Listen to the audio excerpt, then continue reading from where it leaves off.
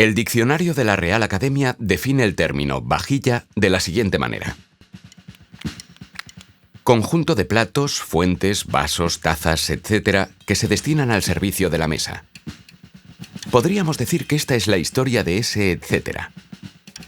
La crónica de un proyecto profesional capaz de ampliar esa definición a fuerza de trabajo e ingenio. La obsesión de un hombre concentrado en un reto: hacer realidad las ideas de los principales representantes de la gastronomía de este país.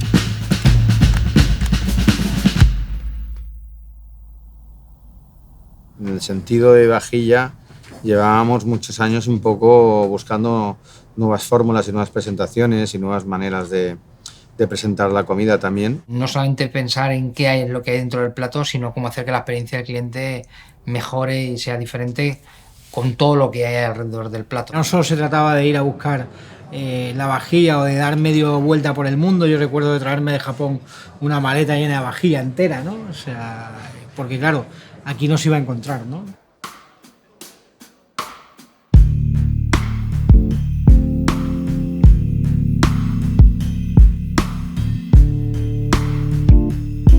Esa búsqueda generalizada por proporcionar al comensal una experiencia integral pronto iba a encontrar un inesperado aliado. Un profesional empadronado en una ciudad mucho más a mano que Tokio, Alcoy. Tras décadas de trabajo en el campo de la decoración temática, José Miguel Piñero aprovechó una simple anécdota para desarrollar un proyecto que acabaría llegando mucho más lejos de lo previsto. Y todo empezó porque vi un cartel en la carretera en un viaje que estaba haciendo de trabajo en fin de semana, dirección Bilbao, y vi un cartel en la carretera que ponía "Vendo caracoles", que ya había visto hacía 2 años, y con mi hermano Antonio ya le enviaba yo algún mensajito que ponía simplemente la frase "Vendo caracoles", en plan surrealista. Lo que para cualquier persona hubiera sido un simple rótulo, pronto inspiró en José Miguel el diseño de pegatinas y esculturas personalizadas capaces de llegar a un número creciente de personas. Esta peculiar carta de presentación pronto comenzaría a llamar la atención en el entorno de la alta gastronomía.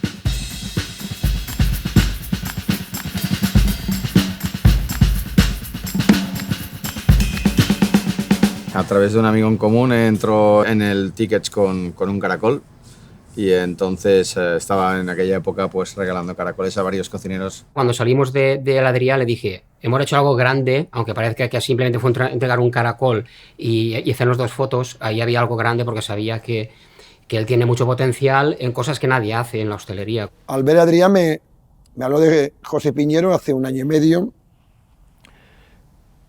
y que me dijo que era fantástico y que había encontrado un poco la persona que podía hacer realidad sus sueños. Al final es, por mucho que oigas hablar de una persona, si no ves su trabajo no lo puedes valorar, y realmente veías que había un trabajo brutal a nivel ya no solamente de determinación en las piezas, sino de creatividad.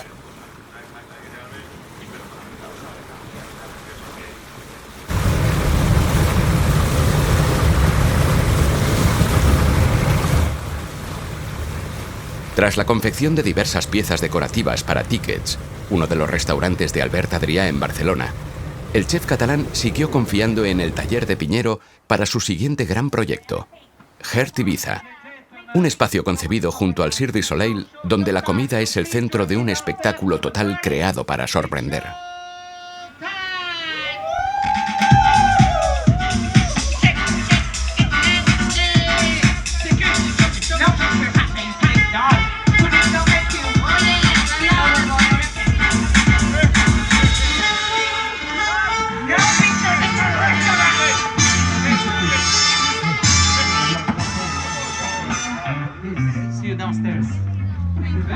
La vajilla en Heart desde el primer momento sabíamos que tenía que ser muy importante porque era el lenguaje del cual nosotros nos servíamos para servir la comida y era un lenguaje circense, festivo, divertido. Vi las piezas que estaba haciendo José con Albert, con Frank, el director de arte del Cirque du Soleil, y la verdad es que por primera vez vi algo diferente a lo que era el mundo de las vajillas en los últimos 8 o 10 años.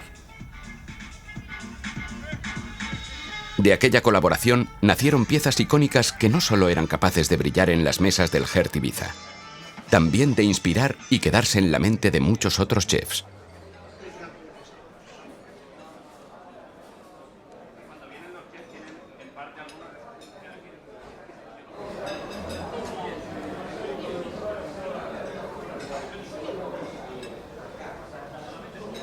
Da la casualidad que con el tiempo voy un día a Ibiza, a Hart, y veo piezas que realmente me parecían hechas a medida, con un toque probablemente diferente a lo que nunca había visto, ¿no?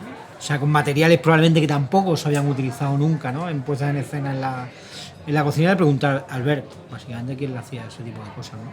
Y así conocí a Piñero, ¿no? Y a partir de ahí, pues empezamos a trabajar con él, y yo creo que ahora todavía estamos en el principio.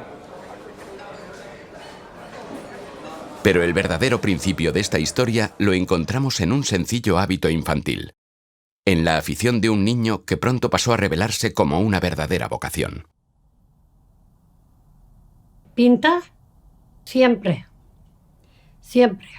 Su caja de lápices, sus libretas, sus dibujos y de toda la vida. Y te voy a pintar, pues píntame, ya ves tú.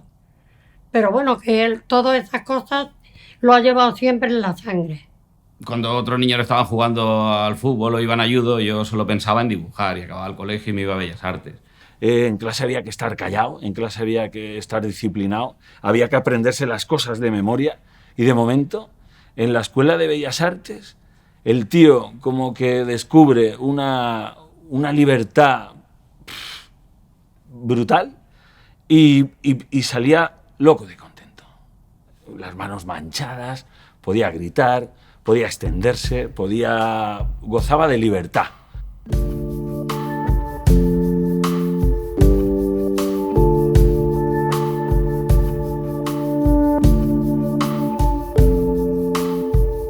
Con el paso de las décadas, aquella pasión fue tomando forma, evolucionando, coincidiendo de manera natural con profesionales y colaboradores afines a un modo de entender la vida y el trabajo.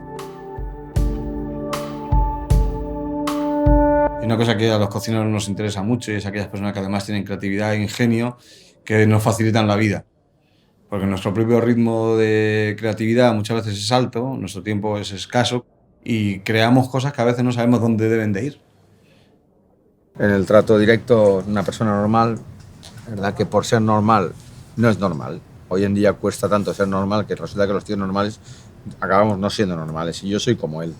Entonces, desde el primer momento nos entendimos muy bien, una persona seria, una persona trabajadora, y en eso son valores que yo admiro y que comparto, y me encanta trabajar con gente así. Sí, tú tienes una idea y le cuentas un poquito cuál es el concepto, qué es lo que quieres hacer, y él luego, lo que te decía antes, ¿no? Le da ese puntito, depende de lo que tú quieras, si es más serio, pues depende del tipo de material, la pintura, etcétera, y si lo quieres más cachondo, pues más cachondo.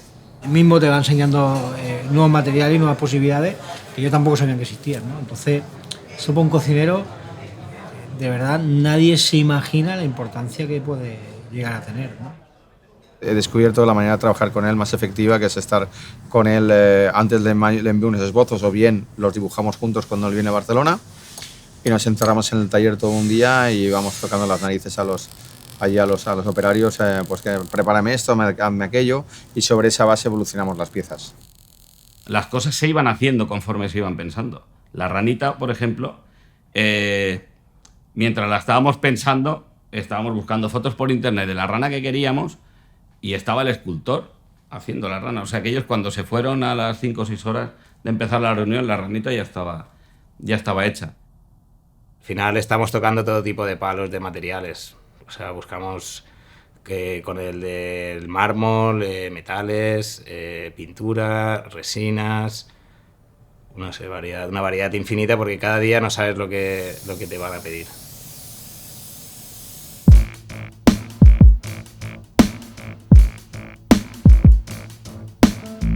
Esta búsqueda constante de nuevas inspiraciones y técnicas dan como resultado piezas que en muchas ocasiones son capaces de establecer un diálogo con el propio plato, haciendo más evidentes sus distintas posibilidades de presentación y avivando la creatividad de su autor. un plato contextualizado desde un cocinero puede crear una vajilla y una vajilla puede inspirar un plato. Yo le he mandado la idea de una pluma para crear un plato con interiores de palomo, donde va una brocheta, y a partir de la conversación estamos creando un plato principal donde hay un pergamino, donde esa pluma se convierte en una pluma de escribir. Hay veces que las cosas que se hacen y las piezas son tan bonitas que lo de dentro tiene que estar a su altura, ¿no? O sea, y eso no es fácil, porque las piezas que se hacen, que estáis viendo, ¿no?, en ese documental son absolutamente brillantes, ¿no? Y al final tienes que estar gastronómicamente dentro de esa brillantez también, ¿no? Él ha conseguido algo que es realmente interesante, ¿no? Y que viene a ser, en esencia, que no solamente vayamos al mercado a ver qué hay y qué vale para nuestra creación, sino que la creación ya puede llegar a ser igual de creativa y dinámica que nuestros platos, y que además el soporte se convierte en un elemento coral, que termina abrazando la creación desde un punto de vista gastronómico. Esto es muy, muy interesante.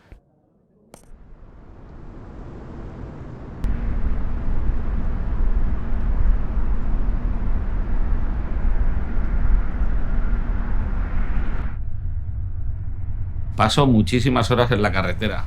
En el coche es donde yo encuentro ese momento conmigo mismo y me da pie a pensar y a pensar las cosas de una forma mucho más pausada que cuando estoy en el taller, que es la locura.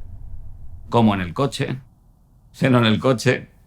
O sea, al final yo el parar a comer en un restaurante yo solo no le veo sentido. Prefiero optimizar todo ese tiempo y acabar llegando a mi casa y poder dormir a mi hijo y cenar con mi mujer. Un hombre exigente que quiere abarcar mucho y no tiene miedo a nada. Su objetivo no sabemos dónde está, pero quiere abarcar, no sé, siempre está yendo a más, que eso es lo que ha hecho crecer este taller. Al final el que lo mueve es él. Yo creo que el taller de Piñero, si no existiese, habría que inventarlo, porque para muchos cocineros, no solo yo, tener una persona como él apoyándote, porque ya te digo que es muy, muy gratificante el hecho de que no tenga un no. Yo me atrevo. Podrá salir mejor, peor, o nos costará 2 veces o 3 llegar al resultado, pero al final lo conseguimos. Yo no digo que no porque tengo esa seguridad de que siempre al final lo vas consiguiendo. Él ha sido así siempre. Siempre desde que yo lo conozco, siempre ha sido muy positivo, siempre viendo las cosas muy bien. Incluso ahora con el nivel de trabajo que tiene tan alto, llega a casa y a ver, lo ves cansado y lo ves preocupado, pero nunca trae marrones a casa.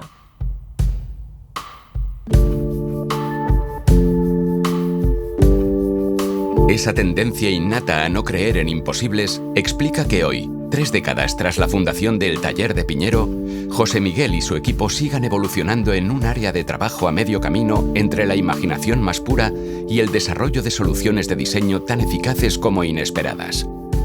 Trabajos que pasan a formar parte del universo de cada chef de una manera natural y memorable. Si tuviera que definir de una frase el trabajo que ha hecho para nosotros, es básicamente cumplir muchos sueños que antiguamente eran impensables, ¿no? Yo creo que todo lo que nos aporta José, o Piñero, como le llamamos todos, es ese punto diferente que te hace crecer a la hora de poner las cosas en tus platos y crecer a la hora de intentar desarrollar toda una historia alrededor de la comida. Me voy impresionado y lo que quiero llegar a Barcelona a reflexionar, porque ahora cuando empecemos todo el proyecto del Bulli en 1846, estoy seguro que con José vamos a hacer muchas cosas. Entonces, bueno, larga vida, ¿no?, al Taller de Piñero.